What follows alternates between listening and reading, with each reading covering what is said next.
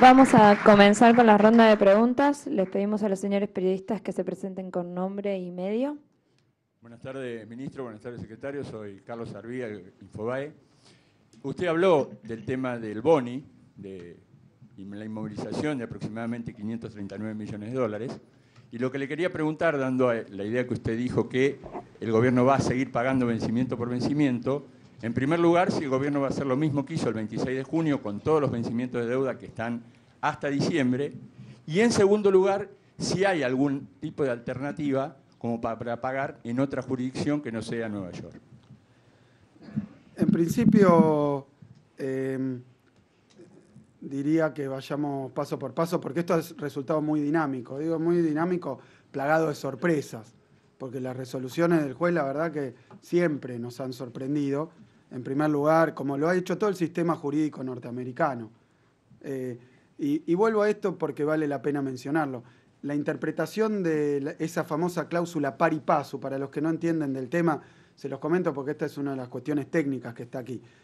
Como no podían embargar ningún fondo de la Argentina porque era un país soberano y no querían entrar a los canjes de deuda como todos los demás, una minúscula minoría encontró esta idea que, quiero decir, que fue rechazada por el Fondo Monetario Internacional públicamente y en escritos judiciales, por el propio gobierno de Estados Unidos, esta interpretación de esa cláusula pari passu, que era una cláusula estándar, esas que están de forma en los contratos, fue por supuesto por el gobierno de Francia, por supuesto por el gobierno de Brasil, por supuesto por el de México, todos los que nos acompañaron para rechazar esto por sus peligros. ¿Qué decía esa cláusula pari passu? ¿Cómo fue interpretada?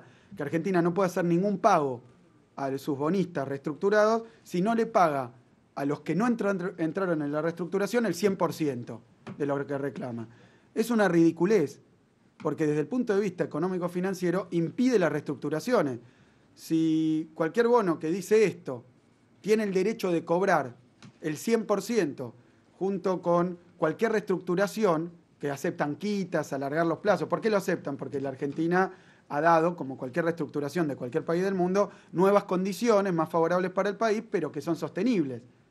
Imagínense si de esa montaña de deuda que nos dejaron los gobiernos previos a 2001, hubiéramos intentado salir pagando esa montaña de deuda. No, lo que hizo el presidente Kirchner es conseguir una quita del 70%, prácticamente, una de las más grandes del mundo, para poder pagar. Y eso es lo que podemos hacer, seguir pagando. Pero si alguien tiene el derecho, como le ha reconocido el juez Griesa, a cada vez que tratamos de pagar a los que entran a la reestructuración, de pagarle el 100% por el bono que no está pago, que está en default, entonces nadie va a entrar a ninguna reestructuración. Lo ha dicho la jefa del FMI, lo ha dicho Oliver Blanchard, el economista jefe del FMI. No es un invento argentino, es un invento de Griesa esto. Y bien tirado de los pelos. ¿Para qué? Para favorecer a los fondos buitres. ¿Para qué? Para favorecer a los fondos buitres. Nosotros, ante el pago anterior, hemos depositado el dinero. Hoy estamos trabajando, le hemos pedido al juez Griesa, o bien que otorgue, primero que libere los fondos, sobre todo los que no están bajo su jurisdicción. En segundo, eso no se lo hemos pedido nosotros, se lo han pedido los dueños de los fondos, que son los que tienen el derecho. Le han dicho, deme mi plata, señor Griesa. Es más, le han dicho, para que entiendan, yo no tengo nada que ver. Deme mi plata. Acá Argentina pagó, tengo un bono reestructurado, denme mi plata. Y eso es lo que está en cuestión. Con respecto, ¿qué esperanza tenemos nosotros? Y que esta gente entre en razón, se deje guiar por la sensatez. Y por la sensatez, y diría, prácticamente por todos los países del mundo que han dicho que esto era insólito y que era peligroso. Peligroso no solo para la Argentina, peligroso para todo el sistema. No van a oír a nadie. Y no estoy hablando de la interna doméstica, de las opiniones. No van a oír al G77, a los BRICS, a UNASUR, a Mercosur. No van a oír a UNASUR, no van a oír a nadie. Van a seguir ciegamente favoreciendo un grupo minúsculo que quiere un 1.600% de ganancia en contra de nuestra reestructuración del 92% y esas presuntas consecuencias que puede tener. Así que nosotros esperamos que esto se resuelva más rápidamente que el próximo pago. Esperamos que el juez tome las determinaciones que tiene que tomar, liberar estos fondos, que además nos dé la suspensión de la sentencia, que entre en razón, que no le delegue a una de las partes la decisión esta, porque le ha dado la metralleta, el cañón y el cuchillo, y a nosotros nos ha dejado así sentados en la mesa. Esa no es, yo decía el otro día, de una mesa inclinada de negociación. Pero el juez le ha dado a ellos la posibilidad de liberar los pagos, del stay, de qué hacer con cada... Es insólito, es desproporcionado. Entonces nosotros pedimos, está bien, podemos dialogar, y quiero recordarle algo a todo el mundo, porque la palabra dialogar también me hace acordar algunas cosas que oí hoy en la prensa, que nos acusaban de duros,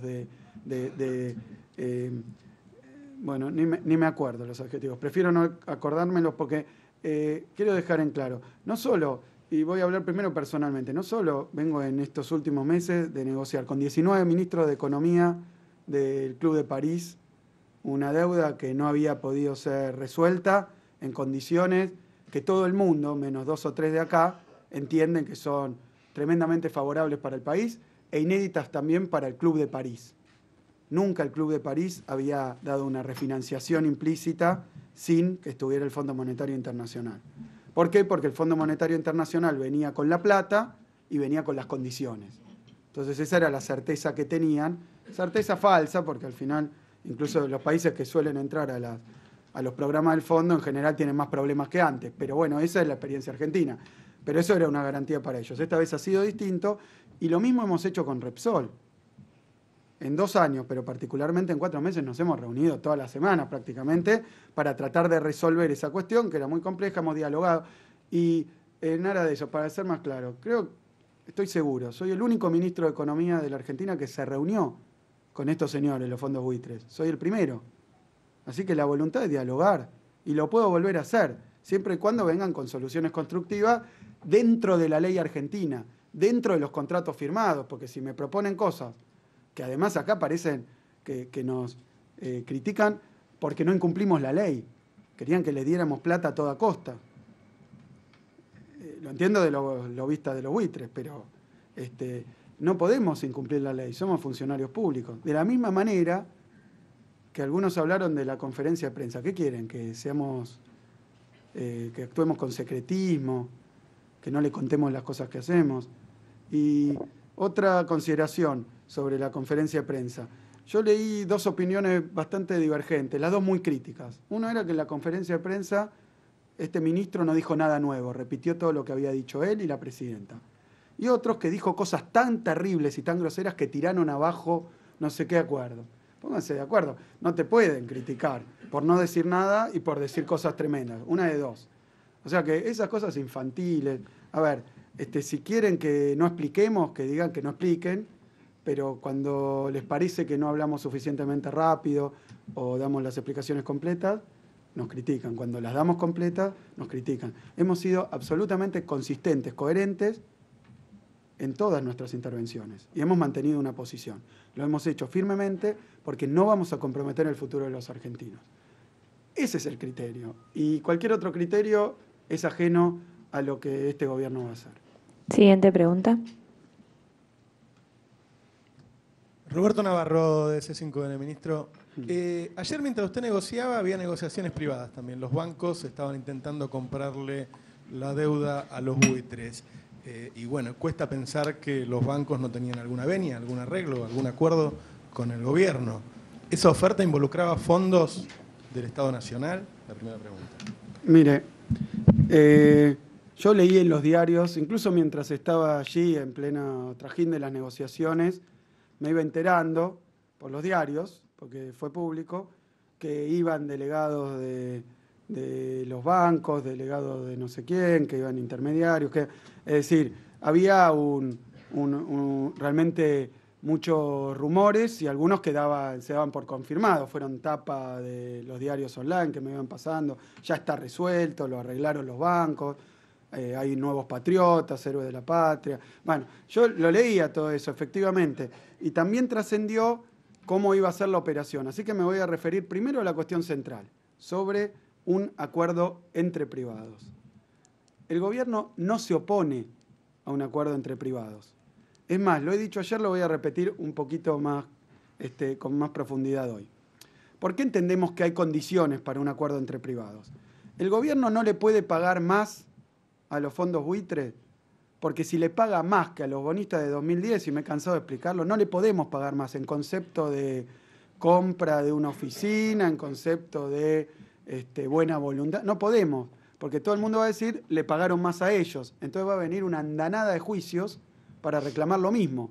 Juicios que están previstos en estos prospectos que dicen no se le puede ofrecer a otro bonista en default, en este caso los buitres, más que lo que se ofreció en los canjes de 2005 y 2010. Y esto tampoco fue un capricho, una ridiculez de la Argentina. Todos los canjes son así. Siempre que se hace un canje de deuda y uno le dice a sus bonistas, vengan, les ofrezco esto, después de arduas negociaciones, le dice, y me comprometo a que si viene otro después no le voy a dar más, porque si no nadie entra. ¿Se entiende? Es de sentido común. Esa cláusula es la famosa cláusula Rufo. Argentina no puede violar la cláusula Rufo, porque si paga más en cualquier concepto y después arregla por más durante la vigencia de la cláusula Rufo, evidentemente alguien va a tener derecho de sospechar, si lo hace indirectamente, que hubo un arreglo encubierto para pagar más y entonces reclamarle al Estado lo mismo. Y ese mismo es esa cifra indeterminada, pero gigantesca, que alcanza 120.000, algunos dicen 500.000 millones de dólares. O sea que sí le pegaría un impacto a la deuda argentina tremenda. Este gobierno es un gobierno que ha reducido el endeudamiento externo a través de negociaciones con ciertos principios. No va ahora, por toda esa presión interna y externa que favorece a los buitres, la que ejerce el propio juez, firmar cualquier cosa para que después la deuda crezca. Y le crezca a este gobierno, al de la presidenta, le queda hasta fin del año que viene. Después van a venir los problemas. Parece que todos son muy generosos con esos problemas, pero ya hemos sufrido tanto los argentinos por la irresponsabilidad de funcionarios que firmaron contratos de deuda que eran impagables, que nosotros no vamos a cometer el mismo error. Ahora bien, como evidentemente esta situación que estamos viviendo afecta a los privados, ¿qué quiero decir que afecta a los privados? Por ejemplo, hoy los titulares de los recursos correspondientes a los servicios que pagó la Argentina todavía no cobraron. Entonces han tenido un perjuicio. Nosotros se lo atribuimos completamente al señor juez Briesa. Ellos parece que también, porque no nos han reclamado a nosotros. Difícilmente lo podrían hacer, porque ¿qué haríamos? Pagar de nuevo, que no podemos, pero pagar en el mismo lugar y tampoco les llegarían los recursos porque tienen un impedimento de cobro. Entonces le reclaman al juez Briesa y tienen un perjuicio. Ese perjuicio es económico. Entonces, ¿qué podría pasar? De la misma manera que alguien cuando caen las cotizaciones de los bonos y tienen bonos argentinos puede sufrir un perjuicio económico. El gobierno central no tiene un perjuicio económico directo emanado de esto en términos del valor de los bonos. Pero alguien que pierda plata con el valor de los bonos se sienta con la lapicera y entre ellos están los bancos, que creo que tienen los bancos argentinos, 70 y algo mil de millones de dólares, de millones de pesos en bonos. Bueno, si el valor de esa cotización cae, pierden activos, pierden patrimonio. Pueden hacer la cuenta y decir, yo pierdo tanto si esto sigue así, y entonces me junto con los otros que tienen la llave porque se las ha dado Briesa, los buitres, y les pago algo que a mí me convenga, que yo le convenga y arreglamos la situación. Hay incentivos para que arregle. Y la verdad que el gobierno no se opone para nada, le parece natural, porque el juez Briesa ha generado un problema antes que nada entre privados. Porque no pueden cobrar unos porque los otros no los dejan. Esa es la situación actual. Entonces tal vez hay un peaje que pagar para que esos fondos sigan fluyendo por la insólita decisión esta. Pero entonces hay incentivos para que los privados lo resuelvan. Y efectivamente esto puede pasar. De hecho, eso han informado los diarios. Que alguno diga, bueno, mi patrimonio caería en tanto. Yo no veo en principio que haya una actitud patriótica, la puede haber, pero me parece que hay plata de por medio. Entonces harán sus cálculos y verán cuánto pueden poner. Y llegarán a un acuerdo o no lo harán. Ahora, ¿qué pasa? El Estado, el gobierno, no puede participar de ese acuerdo. Porque si yo le digo a alguien, vos poné la plata y yo después te la doy, estoy violando Rufo. Estoy pagando yo más a los bonistas. Y todo el mundo lo va a saber. Entonces va a ser lo mismo que si pago yo. ¿Se entiende? Porque no lo puede hacer el Estado directamente. No lo puede hacer indirectamente a través de un tercero al que le devuelve la plata. Porque entonces es que pagó el Estado. ¿Queda claro? Tampoco lo puede hacer alguna de las agencias del Estado. Porque en esto es muy claro. En los prospectos, que es lo que los contratos, hay una definición amplia del sector público. ¿Qué quiere decir? Que el Estado, el Tesoro, no les puede pagar a los buitres más de lo que le pagó a los bonistas del canje. Por eso hemos hecho esta oferta, abrirles el canje, que puedan entrar al canje con una ganancia sideral, que hoy no existe en el mundo, 300% en 6 años. Hoy la tasa de interés en Estados Unidos es 1 o 2%. Esto sería 18% anual, es enorme. Pero no aceptan porque quieren más y porque el juez está trabajando para que consigan más. Entonces, en ese sentido amplio de Estado, Argentina tampoco puede pagar a través de ANSES, por ejemplo. Porque ANSES es el Estado, en sentido amplio. Tampoco puede pagar, por decirlo así, que algunos lo han sugerido, a través de YPF, porque el Estado argentino tiene el control de YPF. Entonces, claramente estaría pagando el Estado. Es dueño del 51%, pero tiene el control. Entonces, estaría ordenándole a YPF que tome esa decisión. Sería finalmente el propio Estado que está pagando más, violando la cláusula Rufo. Así que no es tan sencillo. Ha surgido también que pongan bancos. Voy a hablar, por ejemplo, del Banco Macro, que estuvo dando vuelta. No sé si todo el mundo sabe, pero deberían saber que el Banco Macro en un 31% es propiedad del Estado Nacional. No me animo a decir un banco mixto, porque es mucho decir, pero un 31% es del Estado Nacional. No es que nosotros le hayamos comprado las acciones al Banco Macro, se las vendió a las AFJP, ¿se acuerdan? Cuando también lo hizo el Grupo Clarín, le vendieron a las AFJP a unos precios que habrá que ver, pero bueno, se la vendieron, consiguieron plata del Estado a través de las AFJP, de los jubilados. Fue para ahí, y eso después hoy es propiedad del FGS, 31%. Y los derechos políticos los ejerce el Ministerio de Economía. De hecho, Emanuel Álvarez Agis, el viceministro de Economía, es también director por el Estado, en representación del 31% de las acciones, en el directorio del Banco Macro. Yo creo que en ese caso, si el Banco Macro quiere poner plata, no estaríamos violando la cláusula Rufo porque solo somos propietarios de un 31%, por lo tanto no tomamos las decisiones. Ahí sería decisión de la mayoría, entonces, pero también es propiedad del Estado. Pero acá el Estado en sentido amplio seguro abarca a las agencias del Estado, seguro abarca a las empresas donde el Estado tiene propiedad, ¿no es verdad, Federico? Sí, propiedad mayoritaria. Entonces no podemos hacerlo así. Pero me enteré también por esos medios, porque trascendió, que los bancos argentinos iban a poner la plata para comprarle la deuda, para comprarle los títulos, o para comprar como una garantía, para comprar una suspensión. Eso que Argentina no puede hacer porque estaría violando la cláusula Rufo pagando de más. Que lo iban a hacer los bancos. Pero después me entero por los diarios que en realidad lo que querían hacer era conseguir que esa plata, cubrirse con plata de algo que no todo el mundo conoce, que es SEDESA. SEDESA es una sociedad que se creó en el 95 para administrar unos fondos. O sea, es una administradora de unos fondos. ¿Esos fondos de dónde salen? Esos fondos son compulsivamente tomados de los depósitos de los bancos. Los bancos tienen que depositar en un fondo un 0,015% de los saldos diarios de depósito de cada entidad. Lo van alimentando todos los bancos. ¿Para crear qué? Para crear un fondo de garantía de depósitos. ¿Se acuerdan? 1995, tal vez no, algunos no. El efecto tequila, todo ese lío que decían que el sistema financiero argentino estaba en crisis o que podía entrar en crisis y que los bancos no iban a poder devolverle los depósitos a la gente. Entonces el gobierno creó un fondo de garantía tomado de los depósitos, o sea, con depósito de la gente, pero que los bancos deben compulsivamente poner ahí los depósitos de la gente por si hay algún problema en alguno de los bancos con los depósitos de la gente para poder devolverle a la gente.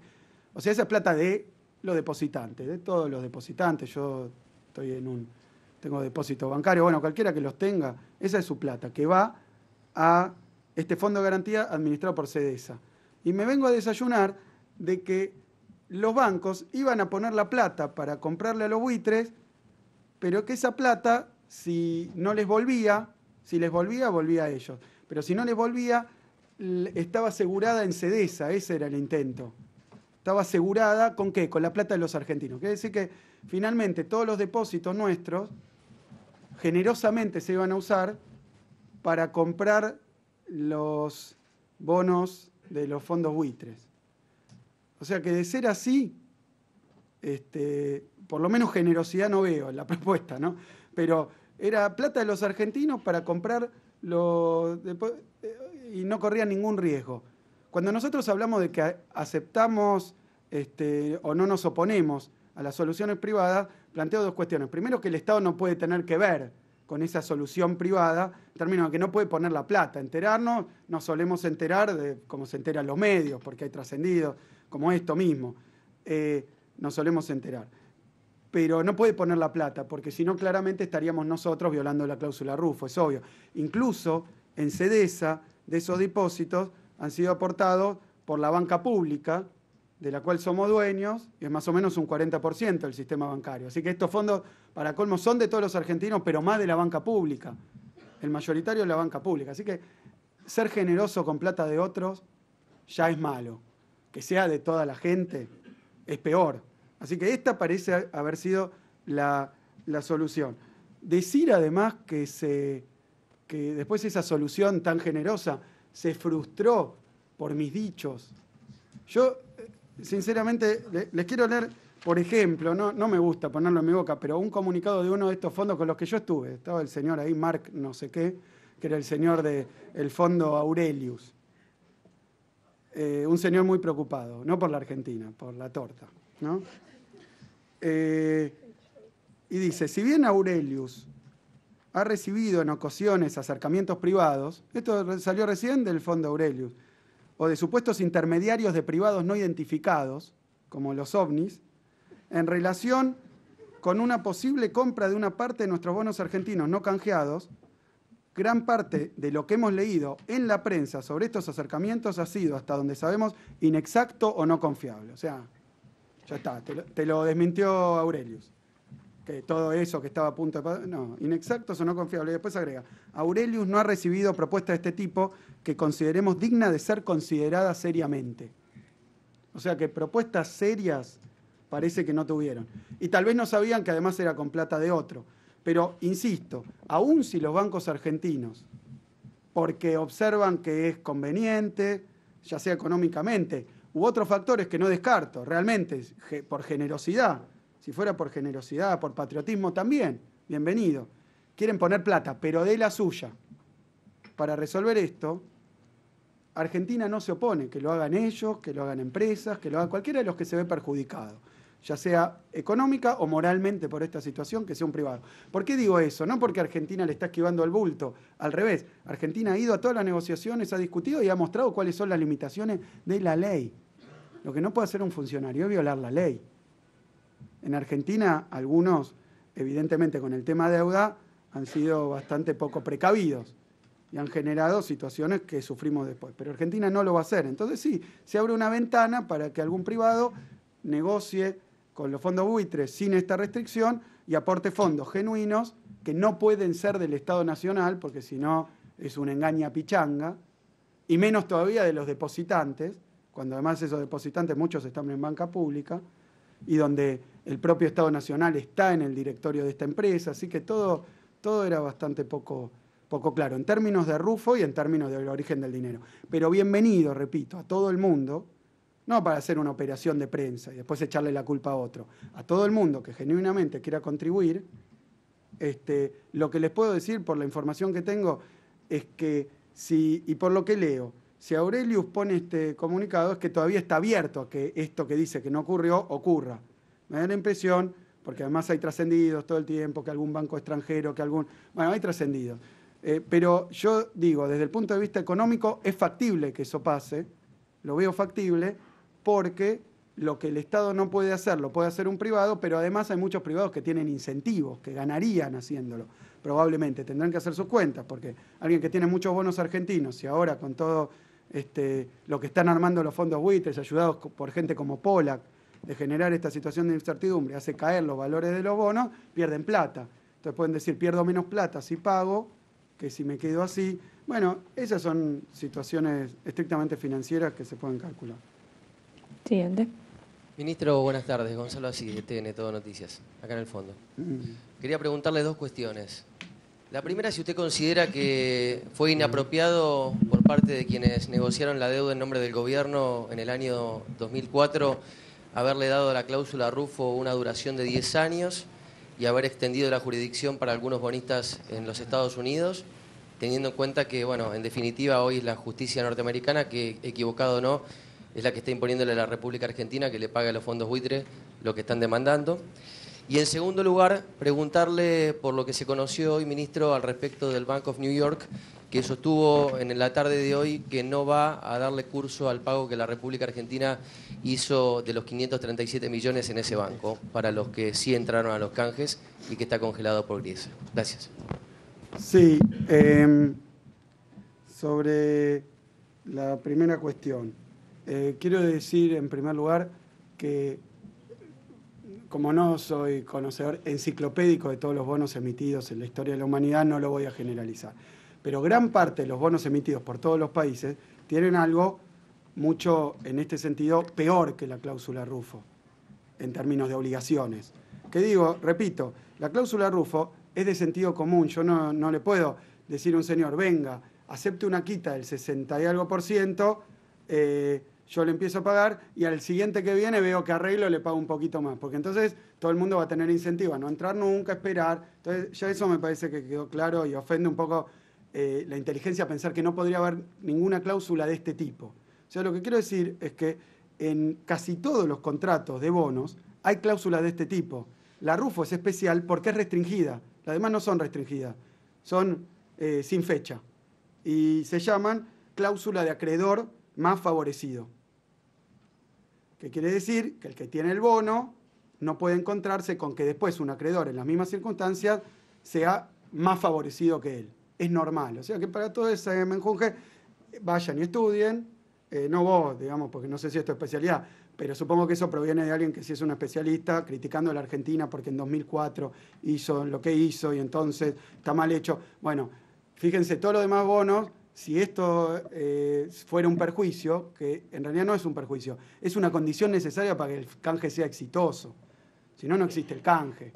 O sea, lo otro es, ofende un poco pensar que alguien va a entrar a un canje cuando después va a venir otro y se le va a ofrecer más. No tiene sentido. Pero bueno, supongamos que lo tuviera. Bueno, nadie lo entiende así porque pone la cláusula de acreedor más favorecido, que lo que dice es que el que tiene el bono después no puede encontrarse que otro en la misma condición sea más favorecido.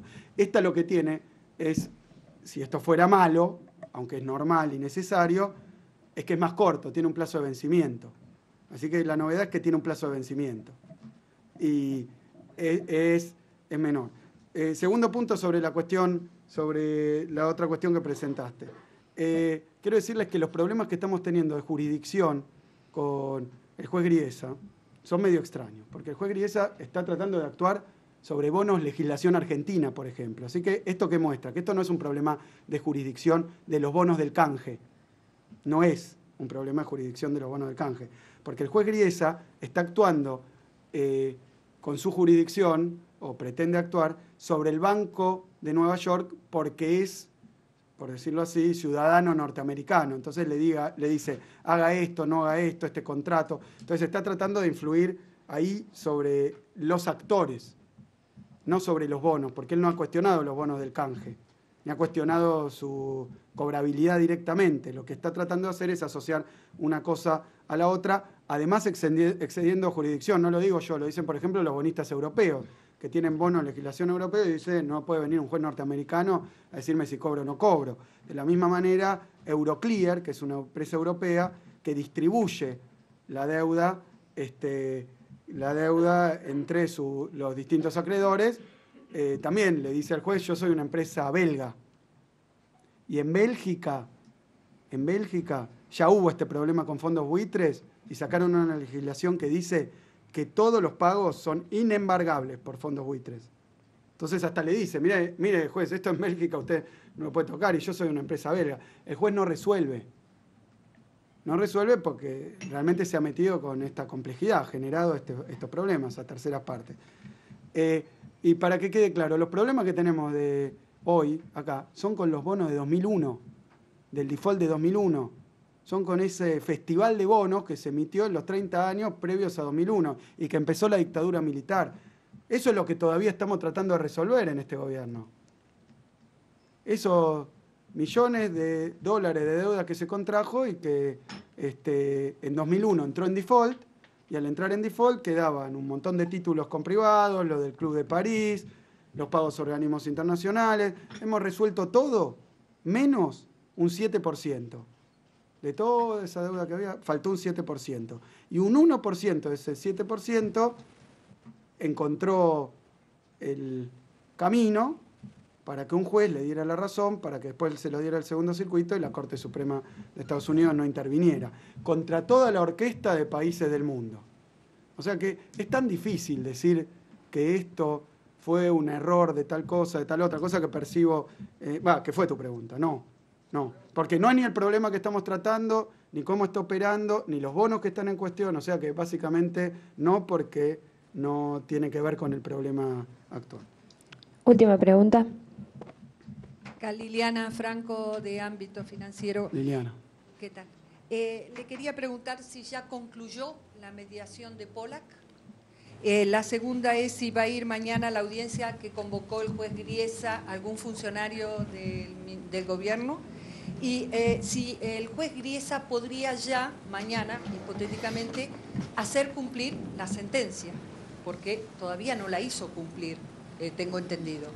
Y en tercer lugar, en cuarto lugar, si Argentina puede accionar frente a este fallo particular de Griesa de no permitir el pago a los bonistas. Gracias. Lo he dicho ayer y me parece que de momento simplemente lo puedo reafirmar. La Argentina va a proteger la reestructuración exitosa que hizo, en la que entraron voluntariamente 92%. Eso en cualquier lugar del mundo es unanimidad. Si fuera una quiebra de un privado, están tratando a un Estado nacional peor que un privado, porque un privado tiene una convocatoria, conjuntar al 66%, el resto tiene que aceptar. En cambio nosotros tenemos el 92%. Si tuviéramos el 99%, igual tendríamos a los buitres acechando con el 1%. Así que esto es muy complejo desde el punto de vista de entenderlo siquiera, por qué estamos teniendo alguna dificultad con esto. Pero bueno, ahí está. Con respecto a la mediación de Pollack, nosotros seguimos abiertos al diálogo, como lo seguimos con cualquier conflicto, con cualquier demanda. Este gobierno se ha caracterizado por dialogar. Les acabo de decir recién, fui el primero que me senté con los fondos buitres a escuchar qué tenían para decir, les expliqué nuestras razones, la verdad lo dije ayer, no me pudieron refutar ni discutir ninguna de esas razones, con lo cual después se fueron a deliberar a ver si aceptaban nuestra propuesta y dijeron que no. Ahí es donde digo que Pollack tendría que haber ayudado, dado que expliqué claramente que todas las opciones estaban descartadas por violar los propios contratos que presuntamente el juez debería defender, pero que por mirar con el microscopio no puede ver lo que hay al lado del espejito, entonces no le importa si esto genera problemas de arrufo, no sé.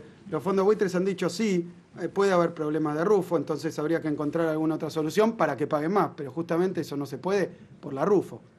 Así que llegó a ese punto. En cuanto a Pollack, repito, mi decepción por las declaraciones que hizo ayer, se había mostrado muy medido, si bien evidentemente es un hombre que entiendo que hasta fue socio de alguno de los abogados de los buitres o litigó con él, no lo sé, no quiero ensuciar, no estoy seguro, pero es un hombre de ahí, del circuito de abogados financieros de Wall Street, o sea, tiene afinidad, se conocen entre todos, eso se nota enseguida, se llaman por su nombre de pila y no tienen que preguntarlo todo el tiempo, se conocen muy bien, pero ahora las declaraciones que ha sacado parece un manual de cómo perjudicar a la Argentina, eso. Ha sido más duro que Standard & Poor's. Si hay que ser más duro con un país como Argentina que Standard & Poor's, que nos tiene apuntados hace tiempo. Porque les cortamos el negocio, por eso, porque Argentina no toma deuda, y como no toma deuda, ellos no cobran comisiones, entonces realmente somos malos clientes. Alguno me había dicho por ahí, si los contratás empiezan a hablar bien de vos. No me cabe ninguna duda. Pero no lo vamos a hacer, quédense tranquilos. No, todavía no hemos estudiado en profundidad de qué se trata la audiencia de mañana de Griesa, perdón. No sabemos todavía si va a resolver lo que tiene que resolver, a quién citó, o sea que veremos. Siempre alguien en la audiencia, en principio nosotros tenemos abogados que nos representan en Estados Unidos, porque para hablar ante un juez norteamericano hay que tener abogados registrados en los tribunales de Estados Unidos, más allá de que el estudio ha sido un estudio que conoce muchísimo la deuda, ha estado en la emisión, en los canjes, conoce muchísimo el tema, es muy prestigioso y es un estudio que nos representa. Así que en principio seguro va a ir el estudio de abogados que nos representa y veremos quién más lo acompaña. Pero si no hemos sido citados, la verdad es que es una decisión de otra índole y todavía no la hemos tomado porque no sabemos bien de qué se trata. Muchas gracias. Bueno, muchísimas gracias.